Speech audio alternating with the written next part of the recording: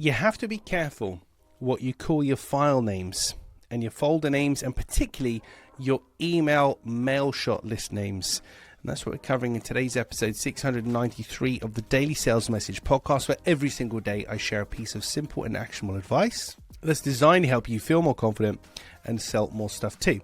Now, this episode of the podcast was inspired by somebody ranting on LinkedIn, and I've seen this done before, but I really thought I'd do something about it this time. So this person had put up a picture of an email they'd received. They were on a mailing list, and the sender name from that mailing list and the name of the mailing list they're on was something nondescript, like, uninterested buyer, resend email 3 or something random like that. But the point is, he got to see some internal terminology about how they're referring to him as a recipient of that email, and he didn't like it because it didn't make him feel special, and fair enough. But he went to all the trouble putting on LinkedIn and complaining about it.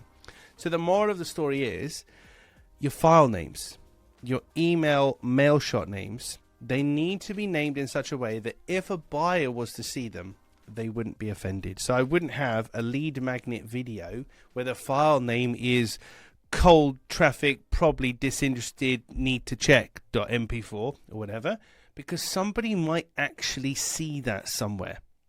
They might actually see it. So you would literally just call it, you could call it lead magnet video perhaps, but it's better to call it what it is, what to say to sell video. There we go.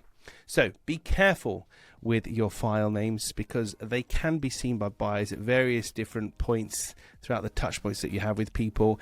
And if you've written anything that makes a buyer feel unspecial, just like they're another number, and you're just going through a sea and ocean of potential buyers trying to find the right one, it's not going to work for you. So stay professional, stay on point, and don't give yourself a bad file name.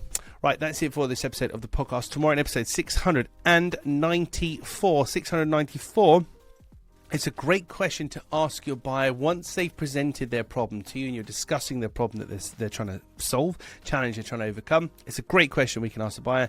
We're going to cover that in tomorrow's episode. In the meantime, if you haven't already, hit the like, subscribe, share button, comment below, interact in any way you can with the podcast, wherever you're watching or listening to it. It just helps us to reach more people.